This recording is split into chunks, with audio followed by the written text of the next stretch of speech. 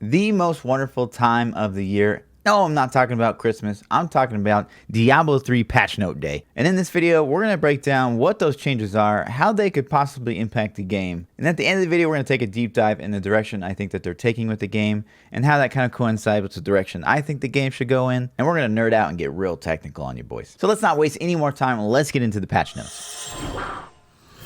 Patch 2.6.4, clearly expanding on what I believe to be the best patch of all time in Diablo 2.6.1. Now what happened to 0.2 and 0.3, nobody knows. So right out of the gate, we know PTR is hitting next Wednesday, November 21st, and it's coming with, double blood shards and increased legendary drop rate. Quality of life. We're actually going to get some changes that we've been begging for since the dawn of Diablo. We're getting 5 additional armory tabs. That's not stash tabs, guys. That's armory tabs. So you can save 5 more builds in your armories, which means you can have up to 10 builds saved in your armory at one time, which is fantastic, which is awesome for people like me that like to switch their build often, keep the game fresh. Greater of Keystones are now stored in the materials tab, so you no longer have to worry about, do I have my keystones in my inventory on my witch doctor if I switch to my barb? That's a fantastic change. And then they're adding, or not necessarily adding, because I think this was already in the game, but primal legendaries are now red beams as opposed to orange beams like ancients and legendaries were already. You also get a red pentagram on the minimap to indicate that they're primal in case they're not in your line of sight, which is really cool. Which overall I kind of like to change. It's kind of like a legendary 2.0. Like before, legendary drop rates were really, really low, and so when you saw the legendary,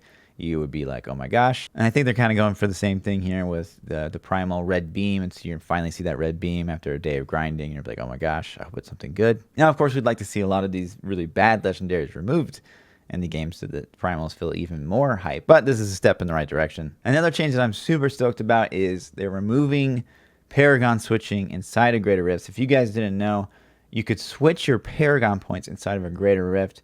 So people would build macros that would switch from all the main stat to all vitality, and so they get a ton of toughness while they're in the GR. And this just plays really bad. It's not possible for people that don't use macros, and macros technically violate the Blizzard terms of service. So it's good to see that they're supporting that and removing this Paragon switching from the game. This is going to have a big impact on the leaderboards, and I'm very, very excited about it. They're also kind of switching up, friends joining the game while you're in a rift. The Greater Rift isn't going to get changed at all, so you're not going to get screwed over by, mobs increasing difficulty just because your friend joined you mid-rift. And they're also not going to be able to come in and join the rift and be able to clear it for you. This is a good change overall. Now, the biggest change, this is kind of crazy.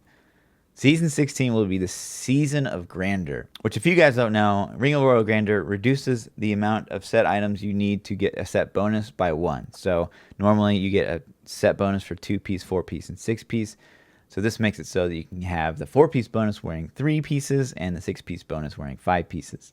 And you're just going to get this effect without even wearing the ring. So the implications for this are pretty massive. And it's definitely a very, very exciting seasonal theme. Finally something new. Although truth be told, I have a couple of concerns with this change. One is that you're giving players power that you're going to take away, which never really feels good. But I think it'll be so different that players will be welcome to that change. But my biggest concern with all of this is its timing. Because if you look at the PTR goals, they're encouraging you to get on the PTR and push with your best class and your best build, and to really push the limits of what a build can do, so they can really number crunch and try to balance these numbers as best they can, which is fantastic. But the problem is you can't really balance the sets with the Ring of Royal Grandeur buff on PTR, because that's not the base game. The base game, you have to wear Rourke in your build. So that's a huge concern. They're going to maybe min-max these balance changes around the seasonal buff instead of around the base game, which it should be. So that's super alarming. I hope that they do maybe a couple phases of PTR where they do one with the Rourke buff and one without it, so that people can truly test balance. Because having the Rourke buff on PTR will just, it's going to mess up everything. It's going to be fun. It's going to be a great seasonal thing, but it's not going to help balance the game to have it on PTR. Moving on to the class set changes. This is big. Now, again, take note that these numbers could change, and they should change based on the results we as a community find on the PTR. So again, guys, I encourage you guys to get on PTR, get on your favorite build, really push the leaderboard to the max of what you can do on that class. Don't be that guy that you know, finds something that's really powerful and sits on it, doesn't tell anybody about it, and then waits for it to go live, and then, you know, it becomes like some overpowered meta. Blizzard knows that people do that. It's not a good thing for the community. It's not a good thing for the game. So please, please, please, you know, go push on your favorite class, your favorite build. Do the best you can. Let's provide them with the best feedback we possibly can. And then overall, we'll all have a better quality game because of it. Now, looking at some of these numbers, you're going to be like, what? My guess is that they strictly looked at numbers. I'm sure they have a lot of, you know, data aggregation, you know, happening behind the scenes.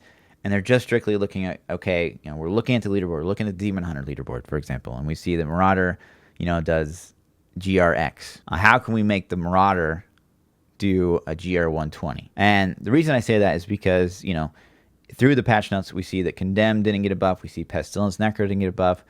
We see that Firebirds didn't get a buff. The Star Pack Wizard didn't get a buff. I think that their plan is to kind of power creep all other sets to be able to rival those sets in power at the GR 120 level, which is a brilliant idea, something that I've been advocating for the longest time ever. While I personally probably would have looked at the kind of the meta for each set and then kind of buffed accordingly, they kind of achieve the same effect. They're just going to look at like what that Marauder's clearing and then try to buff it to do, you know, GRX. And so that's what we see here. We kind of see the math is as follows, and this is community math, guys. This is not my math. But basically, every 4.5 GR levels equals monster health times 2. So effectively, every time you increase the GR level by 4.5, monsters get double health. So effectively, kind of what they're doing is doubling the damage, tripling the damage, quadrupling the damage until they feel like it's in that, you know, top tier range of, let's just say, GR 120. Now, you know, how successful this idea is going to be, time will tell. We'll find out next week on PTR. But I think that's where they kind of came up with these numbers. Because again, you're going to look at some of these numbers and think, oh my God, that's going to be insane. And you might be right. So first and foremost, we see Legacy of Nightmares, which, as you guys know, I'm not crazy about the Legacy of Nightmares set. I think it's impossible to balance the game around. I liked where it was in its current state. It's kind of like a fun T13, maybe GR speed farming setup. I don't want to see it back on the leaderboard because, again, it's better for some classes than it's for others, and we'll talk about that at the end of the video. But yeah, I don't love this change. Moving on, the Barbarian Legacy of Raycor. This is probably the craziest change, and it's the first change, so it's like it kind of takes you by surprise. Legacy of Raycor is really, really good right now. Raycor Hoda is, you know, in the 120 range, and you're effectively, you know, more than doubling its damage. This will be interesting. Immortal King's Call, damage bonus is being increased by a significant amount, you know, again, more than double. Also curious how this is going to play out, you know, builds like Charge Barb, IK Hoda. How is this going to impact those? Time will tell. And again, get on PTR, find out. Might of Earth, this one's exciting. Might of Earth is always a little weak, and Might of Earth is kind of very static build. So I'm very excited to see this get significantly buffed, and hopefully this will put it in that 120 power range. Wrath of the Waste, this one's going to be tricky because the best Wrath of the Waste players, you know, they can already do like a GR 115. And so more than tripling their damage is pretty crazy. But, you know, for the 90% of the player base, like this is going to feel like a great change because it's going to make it like really, really strong for T13, really, really strong for just BGRs. So I'm curious how they're going to work that out because, you know, the top 5% of players is really going to take advantage of this change. Crusader, you know, we're seeing all the sets that's not Condemn. Condemn's not getting a buff. Thank God Condemn doesn't need a buff. Thorns is getting a crazy set bonus increase, which it definitely needs.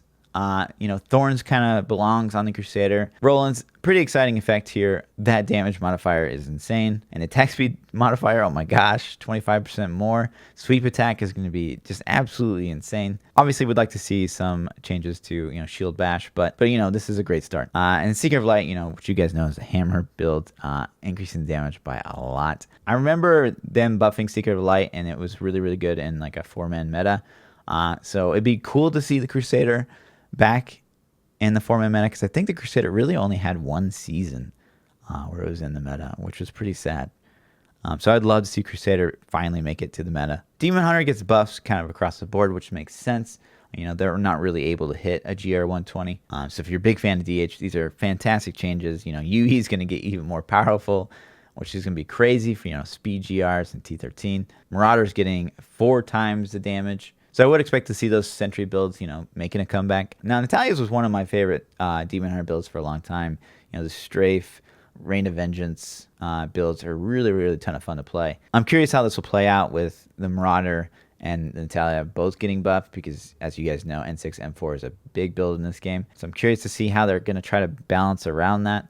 I would hope that the sets themselves are just as powerful as the combination of those sets, but that's going to be tough. And of course, Shadow's getting a pretty big buff as well. Shadow needed it. It needed just a little bit more damage. And maybe this huge damage buff will make it a contender for the Rift Guardian Killer in 4 men. Juliana's is getting crazy damage. I would love to see Juliana back as an option for pushing the leaderboards. Juliana's, I think, is one of the more fun push builds probably the Monk has ever had. So I'm very excited about this change. Inna's is 10 times more damage. Whew. Maybe we see, the return of Double Generator. I don't really know. And some of these changes, like the Monk's changes, all we've seen from the Monk the past year has been Wave of Light, Wave of Light, Wave of Light, Wave of Light. It's going to be exciting to see other builds on the leaderboard. Hopefully all the Monk players will come back and play the PTR and really push, the limits of what each of these sets can do and try to find a true balance. So Muku's getting a damage bonus, so Wave of Light's going to get even stronger, which is good because it still needed a little bit more power to hit that 120 mark. And this is just going to make it insane for T13, not like it wasn't already. Raymond of 1,000 Storms, obviously another huge damage increase, almost times 6. Really curious how this can perform. A set that I've really never even touched, which is really cool because all these builds coming back from the dead is going to make the game feel a lot more exciting. Now, moving on to my favorite class in the game and what I main most seasons. Yes, the Necro. Let's look at all the change. Now, we've talked about this a lot on stream. They're going to buff Tragghouls, 500% more damage. That's really just going to make Blood Lancer kind of a thing again.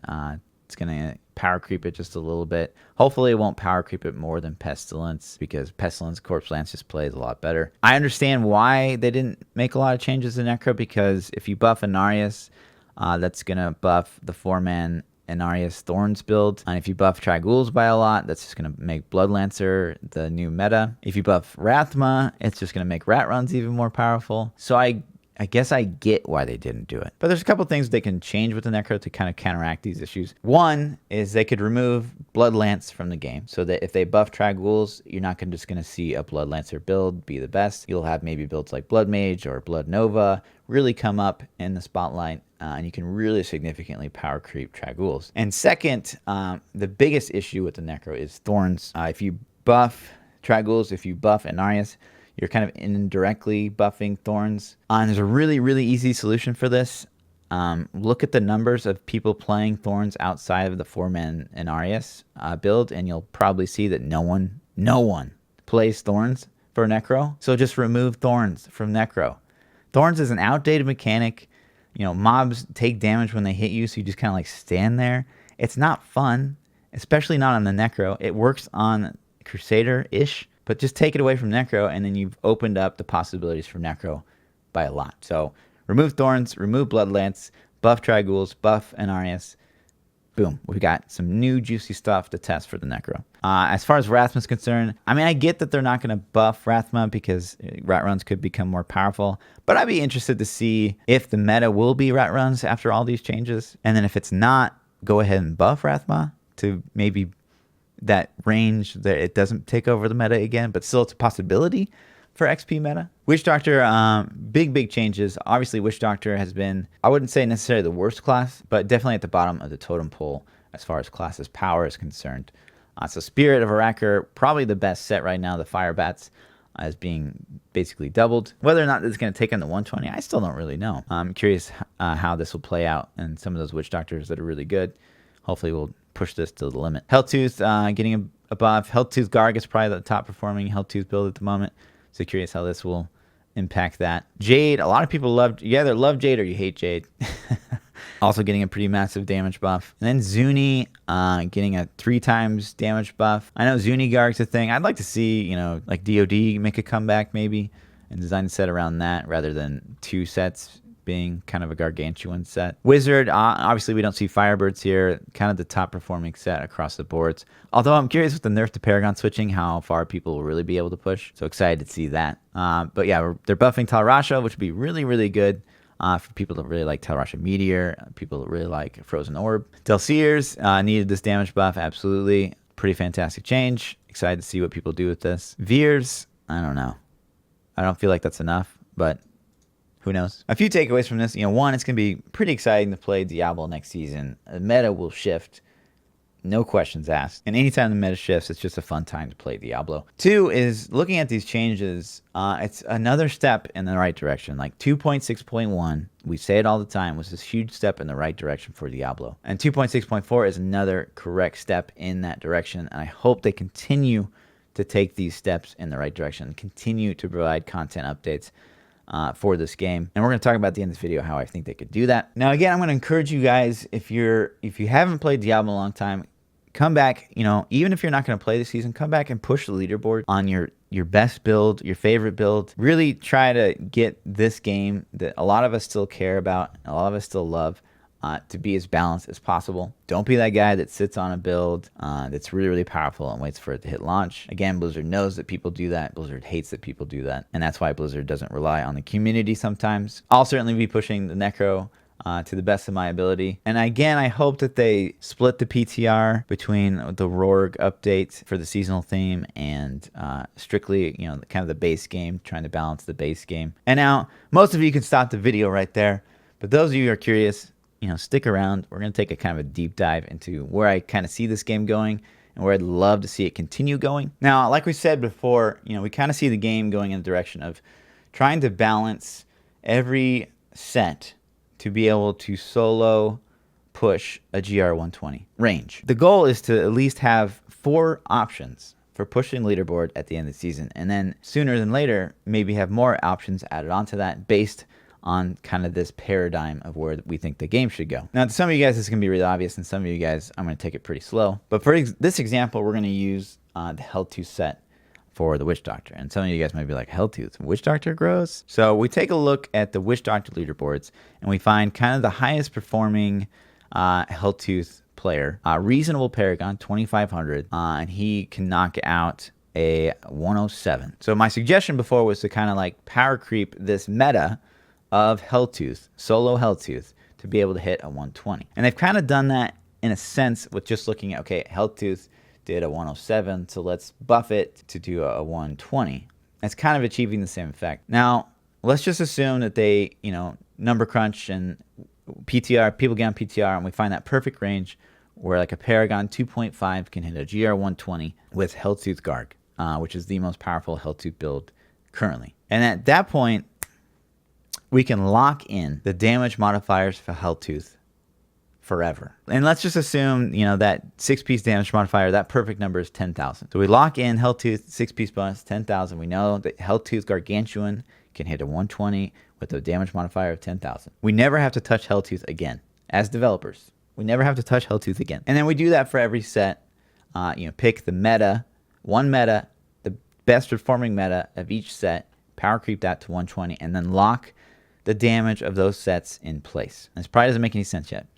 Just stay with me. Now let's go back and look at Helltooth. So Helltooth 6-piece bonus says, gain 40, we'll say 10,000 increased damage to Acid Cloud, Fire Bats, Zombie Charger, Zombie Dogs, Gargantuan, Grasp of the Dead, Piranhas, Wall of Death. Now, within the Helltooth Garg build, you're really only taking advantage of a Gargantuan damage, the Piranhas damage, the Zombie Dogs, and of course the Wall of Death. So then we can start to evaluate some of the skills that aren't getting used. And so again, since we've locked Helltooth 6-piece bonus to 10,000 damage, because we know that's a GR120 with Helltooth Garg, we can start to look at other items in the game. Now, say we wanted to add a Zombie Charger build to the game. Helltooth is obviously the avenue to do that because the 6-piece bonus increases Zombie Charger damage. We know the Helltooth set damage is locked in place at this 10,000 new mark. So all we really essentially have to do is add a damage modifier to Scrimshaw that makes the damage to Zombie Charger respectable. Maybe just to do T13, maybe just BGR, maybe even to push a 120. All we got to do is add a damage modifier to Scrimshaw. Maybe even add other, zombie charger items if we so choose. Now, of course, the problem with this is Legacy of Nightmares. So if we buff Legacy of Nightmares and we add a damage modifier to Scrimshaw that's insane because it's really designed around Helltooth and Scrimshaw. So if we add, like, say, a 50,000 damage modifier to Scrimshaw to make Scrimshaw and Helltooth really work well together and make a respectable, zombie charger build. If we buff Lon, we're going to have this crazy 50,000 damage modifier on Scrimshaw, and it's going to perform really, really well with Lon. And that's kind of the problem with Lon. And people think that Lon provides all this, freedom, build freedom in the game. And the fact of the matter is, it really doesn't. It really just takes advantage of stuff that's higher numbers, and it just performs better. And so, like, it doesn't really provide build freedom. And there's always, a meta Lon build for each set, and it's always kind of designed around what's already really powerful for that class. So you look at, like, Firebat's Witch Doctor, that's a really powerful Lon build. You look at, Thorn's Crusader, Lon Bomb. So, that's why time after time we kind of cringe at buffing Lon. Lon is nearly impossible to balance the game around. I think it was a cool idea. And I think it's continually a cool idea. Like, if you want to make a really cool T13 build, if you keep Lon kind of a weaker type of a damage modifier, I think it's kind of a fun option for people to do. Made for speed rifts, made for T13, but keep it at a level where they can't push the leaderboards with it. I know that's going to anger some of you, but again, the idea is to balance this game as best we can, and in Diablo 3, that means balancing the game around sets. Now, hopefully in the next Diablo iteration, the game won't just be all about sets, but for Diablo 3, it is. And again, if we accept this paradigm, if you will, we're going to start seeing more and more builds, because like I said, say they buff Scrimshaw, boom, we have a zombie charger build. And then they could go back and buff, say, Suwong Diviner and add a damage modifier to the Suwong Diviner, make an Acid Clad build that's respectable, that's a lot of fun to play. And essentially, we've just added 3 pretty balanced, powerful builds to the game because we've locked in Helltooth. And with this method, we continually add kind of new builds to the game because our sets are locked in place. We no longer have to do this kind of number tweaking that they do every season. And that was kind of what the pitfall that Diablo fell into before, is every season we'd see, okay, set X had a rework. Set X gets this damage modifier. Set X gets this bonus. And they're just constantly changing numbers, never really achieving any form of balance whatsoever. And so slowly but surely, as part of, frequent updates to Diablo, all we're really doing is adding damage modifiers to items that already exist in the game and effectively creating new content by just rehashing old content to be relevant. So boom, Helltooth locked in place. We've got 3 brand new builds for Helltooth that all feel fun. They all feel powerful. Keep adding damage modifiers to old items until, maybe everything in the game that can drop is good. If everything has a purpose in a build, the game's going to feel infinitely better than it currently does. I think there's a lot of quick wins they can make with Diablo 3 that require little to no dev time. And again, guys, I'm a developer. I'm not saying I know, what's going on there at Blizzard. I'm not saying I know the code base of Diablo 3 inside and out. But when it comes to just number changing, guys, I mean, it's safe to assume it's a pretty easy thing to do and requires very low dev effort, which is, if this game has been moved to classic games, definitely something that, they're looking at. Is just low dev effort changes. And a lot of the things that we're talking about are things they could do that aren't going to require a ton of someone's time, but will continue to make the game feel exciting and new. But that's just my 2 cents on where I think the game should go. I kind of talked Wyatt Chang's ear off at BlizzCon this year with some of these ideas, and hopefully it didn't fall on deaf ears. I just want to get my thoughts out there because people always ask me, like, hey, what would you change if you took over tomorrow with the dream? And if you sat through this whole thing, congratulations to you. Digital high five. Anyways, guys, we're really excited to try out these changes next week on PTR. We will be definitely doing that on stream, testing these changes to the max. Hopefully we'll see a round of Necro changes. Hopefully they might take some of my Necro ideas and run with them. But as it stands, we're still going to test a lot of the Rourke effects on the Necro. It's gonna increase a lot of possibilities. And we're excited to pump out some new content. What? Some new content to you guys over the course of the next month or so. Anyways, guys, as always, like, subscribe, come over to Twitch, ask your questions. I love you guys. Peace out.